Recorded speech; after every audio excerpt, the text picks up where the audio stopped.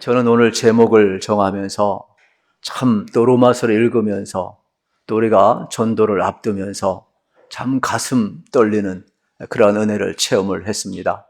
로마서의 별명은 여러분 복음 중에 복음이라는 별명이 있어요.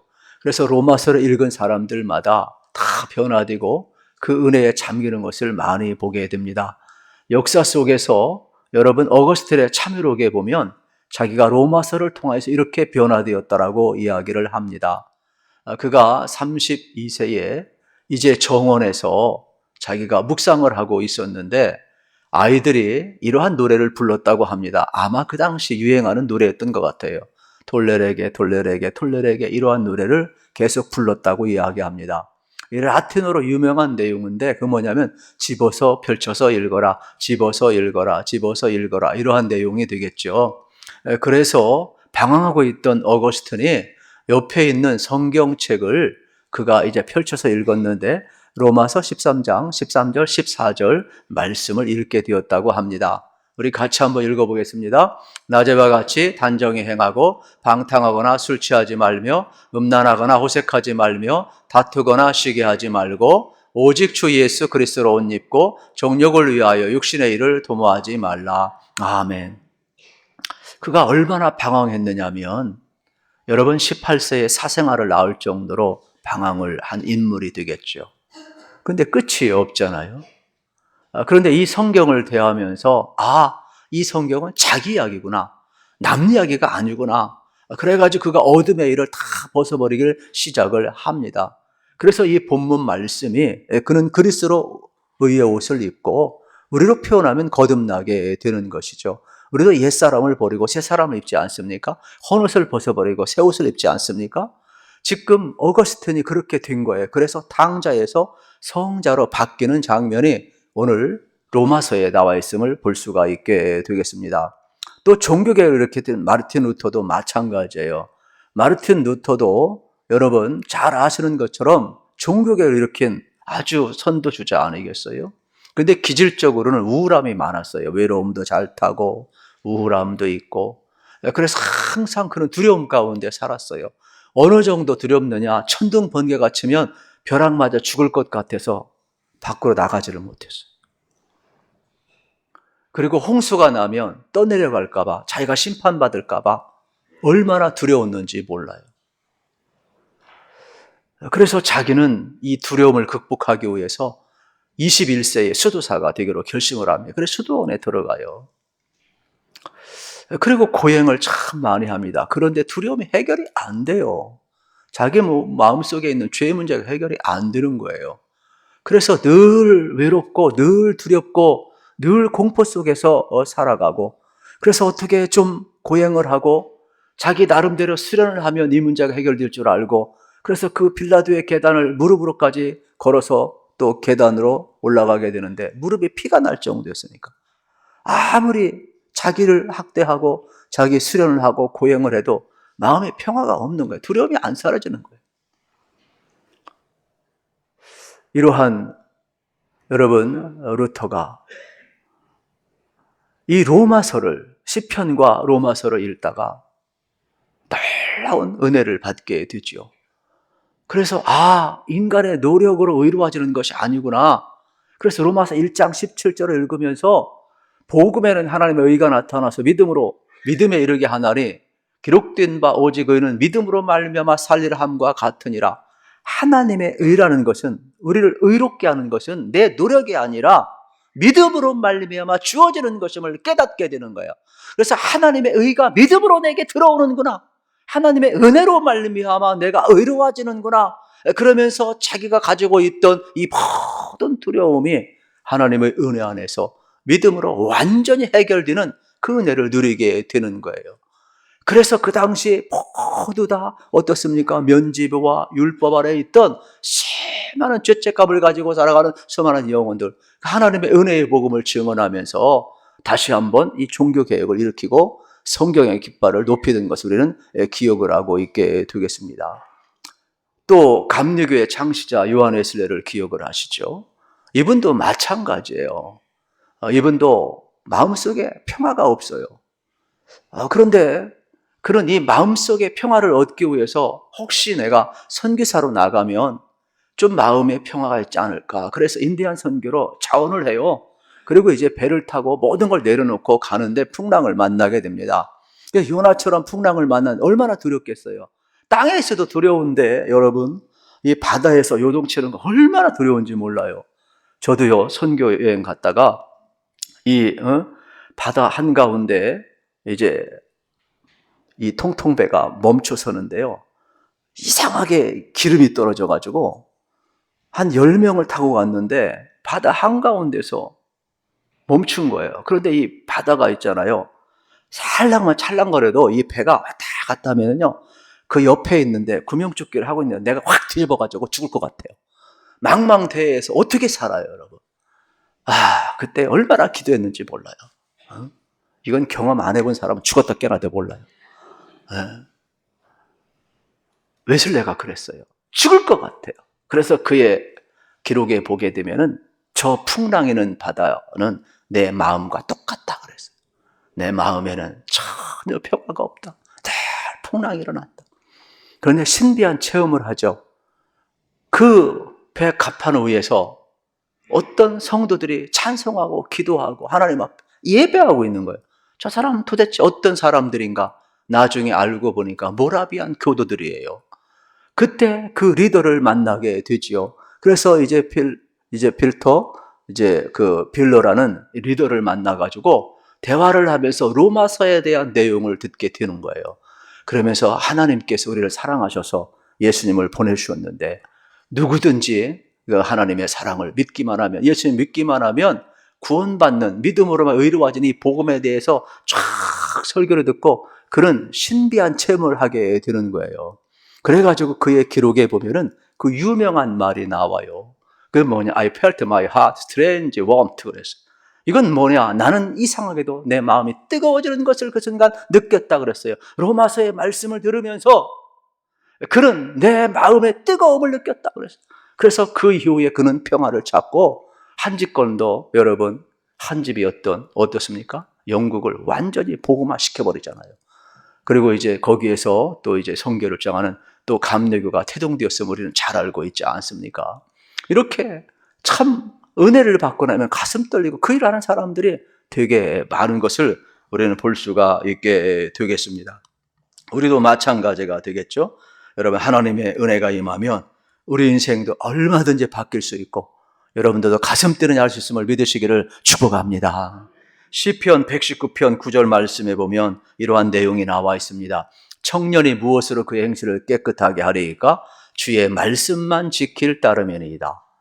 이 말씀은 여러분 청년만이 아니에요. 앞에 있는 어거스틴, 루터, 웨슬레, 또 존 칼빈, 수많은 사람들, 여러분 전부 다 자기 행위로, 자기 의지로, 자기 행실로 의로워지기 원했지만은 전부 해결 못했어요.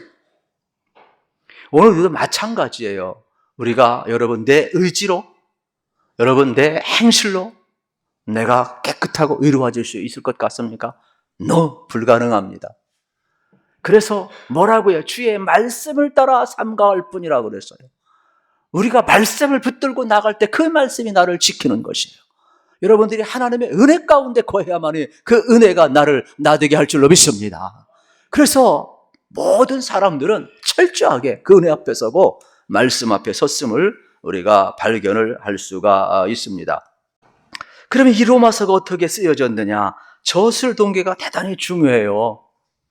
바울이 이제 3차 전도여행을 마치고 겨울을 고린도에서 보내요. 고린도에서 보내면서 이제 모든 나름대로 소원하면서 복음을 잘 증언해 왔어요. 그런데 로마를 가고 싶었는데 로마를 가지를 못했어요. 그러면서 그의 마음속에는 항상 로마를 향하여 가고자 하는 그 마음이 항상 있었어요. 그리고 땅끝을 향하여 가고자 하는 마음이 있었는데 그 마음을 담아서 이제 고린도에서 그가 로마서를 쓰게 되는 것이지요.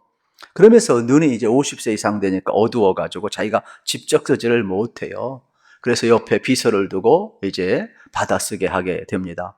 그리고 이 로마서를 써서 베비라는 여자 신실한 자매에게 이걸 부탁을 해서 로마 교회에 전달을 하게 되는 것입니다. 그래서 이 로마서가 태동된 것은 뭐냐면 바울이 로마 교회를 거쳐서 서바나 땅끝을 향하여 가고자 하는 그 간절한 마음에서 로마서가 태동되었음을 우리는 발견을 할 수가 있게 되겠습니다. 로마서 15장 23절 24절에도 이렇게 기록되어 있습니다. 이제는 이 지방에 일할 곳이 없고 또 여러 해부터 언제든지 서바나로 갈 때에 너희에게 가기를 바라고 있었으니 이는 지나가는 길에 너희를 보고 먼저 너희와 사귐으로 얼마간 기쁨을 가진 후에 너희가 그리로 보내주기를 바람이라. 여러분, 오늘 본문에도 이 마음이 나오지만 이렇게 또 15장에서 똑같이 나오는 거예요. 내가 너희에게 간절히 가기를 원했지만 가지 못했다. 그러나 나는 너희에게 가서 너희와 잠시 교제를 나누고 주께서 명하신 땅끝 서바나를 향하여 내가 가기를 원하는데 로마 교회인 너희가 나를 파송해 주기를 원하노라. 이러한 간절한 마음을 바울이 전하고 있음을 발견하게 되는 것입니다. 그러면 바울은 로마 교회의 서신을 보내면서 자신이 누구인가를 보내고 있는데 1절에 보면 이렇게 표현하고 있죠. 예수 그리스도의 종이라 표현을 하고 있어요. 여러분, 자기 정체성 아이덴티티는 대단히 중요합니다. 내가 누구이냐, 내가 어떠한 사람이냐 생각하는 대로 내가 되는 거거든요. 자기 정체성이 대단히 중요한 겁니다. 여러분, 우리가 하나님의 자녀라 그러면 하나님 자녀답게 사는 거예요. 내가 하나님의 자녀가 아니라 그러면 아니게 사는 겁니다. 여러분, 저는 이 시간 고백했으면 좋겠습니다. 나는 하나님의 자녀입니다. 고백합시다. 시작. 나는 하나님의 자녀입니다. 그런데 여러분, 바울은 나는 예수 그리스도의 종입니다. 이게 아이덴티티예요. 그러면 이 종은 원래 개념으로 이야기하면 노예예요. 노예. 그러면 이 노예는 여러분 어떠한 존재인지 잘 알잖아요. 자유가 없잖아요. 주인의 것이잖아요. 그런데 신명기 15장에 보면은 이스라엘 사이에는 이러한 것이 있습니다. 이제 이 종, 어쨌든 팔려서 종이 되었던, 빚이 되어서 종이 되었던, 대대로 노예가 되었던, 여러분 어떻게 보게 되면은 모든 삶에 있어서 주인에게 예속되어 있는 이러한 사람이 6년 동안 그 집에서 일을 하다가 제7년 안식년이 되고 제50년 희년이 되었을 때에는 각각 놓아주게 되어 있어요. 그때 이 노예들이 어떻게 하느냐? 자유를 가지고 나갈 수가 있습니다. 그런데 주인이 너무 좋아요. 그래서 나는 주인님하고 살겠습니다. 그러면 자유가 주어졌지만 스스로 그는 자원해서 사랑해서 주인과 함께 살겠다고 했을 때 그 노예가 뭐냐? 길을 뚫어요. 여성들 기 뚫는 것 왜 뚫는지 아셔야 돼요. 그건 뭐냐? 자원하여서 내가 주인의 종이 되겠습니다. 그러니까 바울은 율법적인 종이 아니에요. 바울은 의무적으로 자기가 빚졌기 때문에 종이 아니라 그리스도 안에서 자유를 얻었지만, 그리스도 안에서 구원을 얻었지만은 내가 스스로 그리스도의 노예가 되겠다, 그리스도의 종이 되겠다, 자유하며 사랑하며 주님을 만난 감격이 그의 가슴을 얼마나 뜨겁게 했던지 나는 그리스도의 종입니다. 자원하여서. 이게 둘로서의 개념인 거예요. 그뿐만 아니죠. 바울은 나는 예수 그리스도의 종이요 사도로 부르심을 받았다. 왜 이 이야기를 할까요? 사도라는 것은 대단히 중요한 겁니다. 12 제자 그러면 사도 의심하지 않아요. 근데 바울이 사도라 그러면 의심하는 사람이 많았어요. 그래서 복음이 훼손될까 봐 그는 로마 교회에 자기가 어떻게 예수님을 만났고 어떻게 예수님 앞에 보냄을 받았는가를 다시 한번 확인시켜 주는 거예요. 그래서 복음 전하는데 제발 시비하지 말고 방해하지 말라. 오히려 내가 그리스도 앞에 부름을 받았으니까 너희들이 이 일에 협력해 달라고 미리 자기의 정체성을 드러내면서 안부를 묻는 내용이 되겠습니다. 그래서 사도의 3대성은 3가지예요. 예수님 앞에 가르침을 받아야 돼요. 그리고 2번째는 예수님의 부활을 목격해야 돼요. 그리고 3번째는 예수님 앞에 보냄을 받아야 되는 거예요.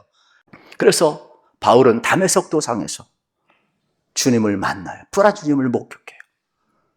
그리고 어떻습니까? 그는 다메섹 도상에서 주님의 가르침을 받아요.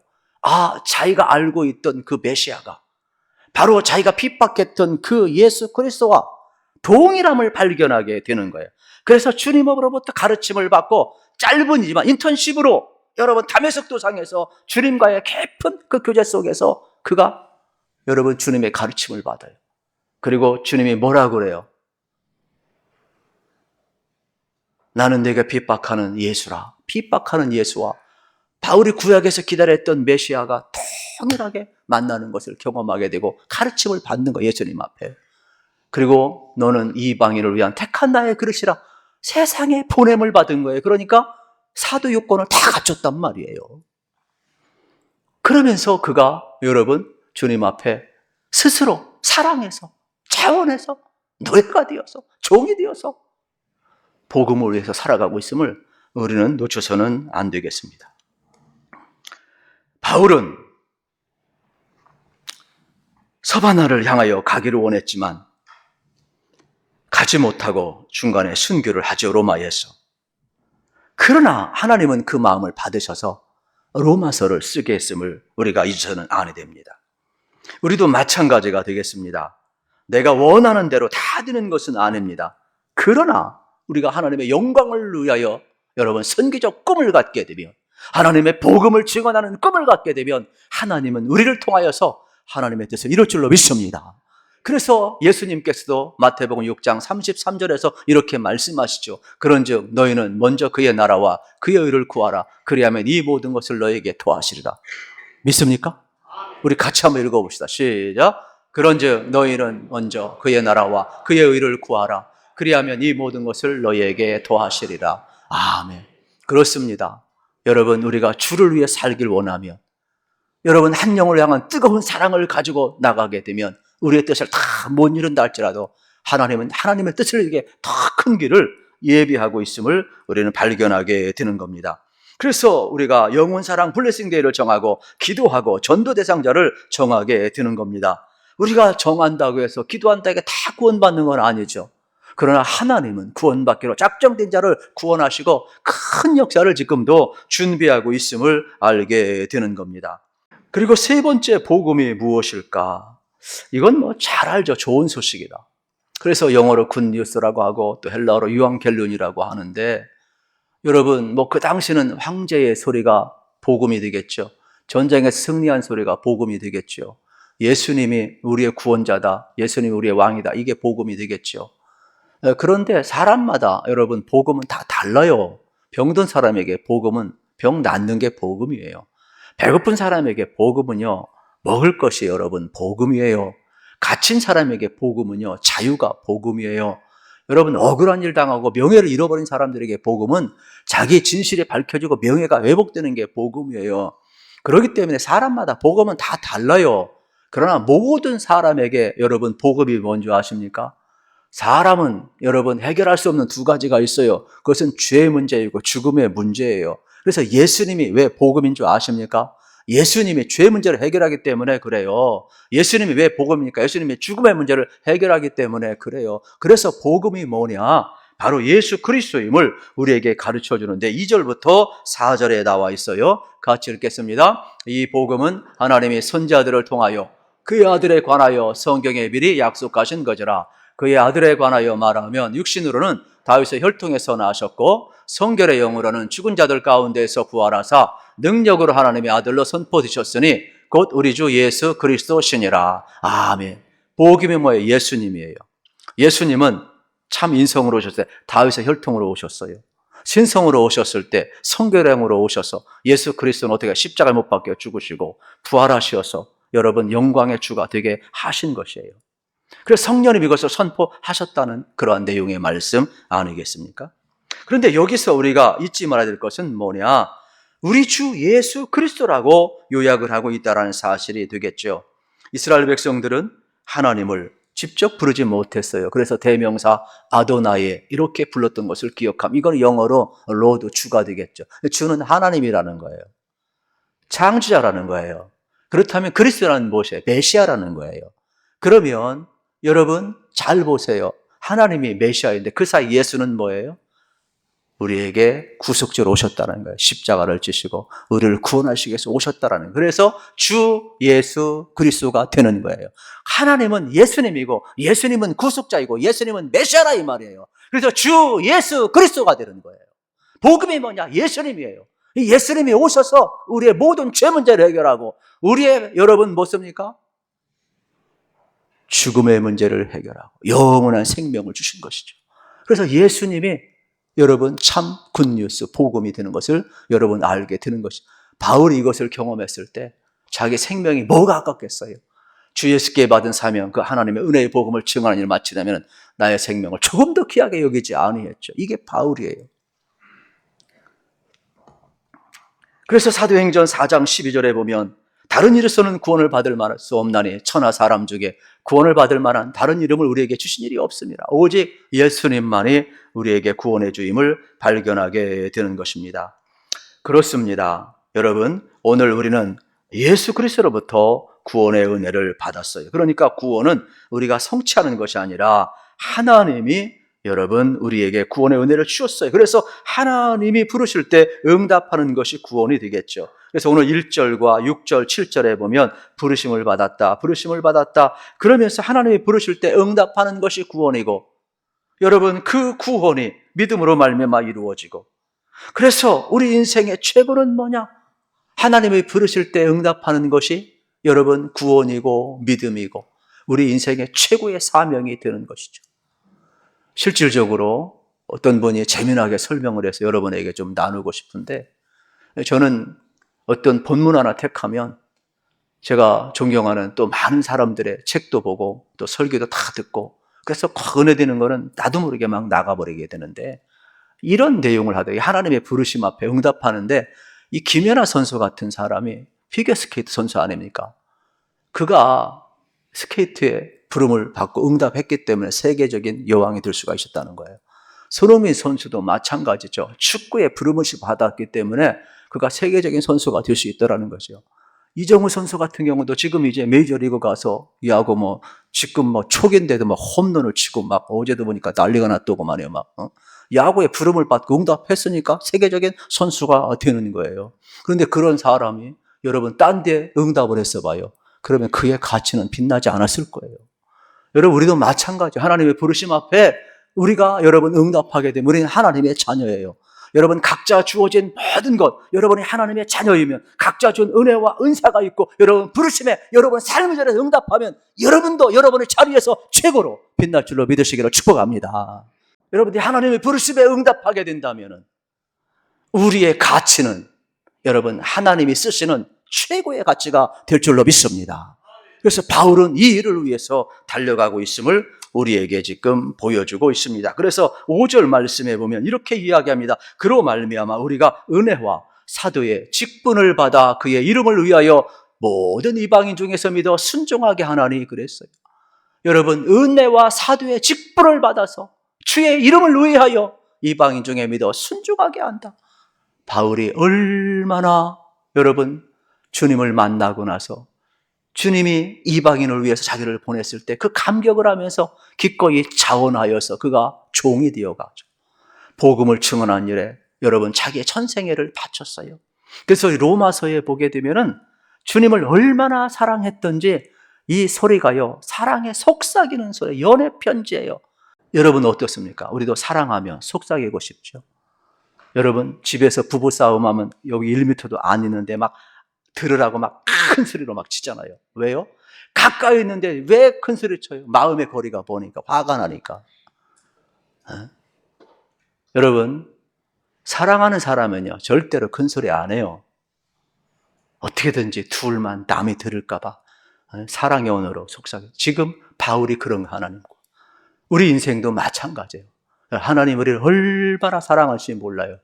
이 부르심 앞에 응답하시고 여러분의 최고의 가치 있는 그러한 인생으로 쓰임받으시기를 축복합니다.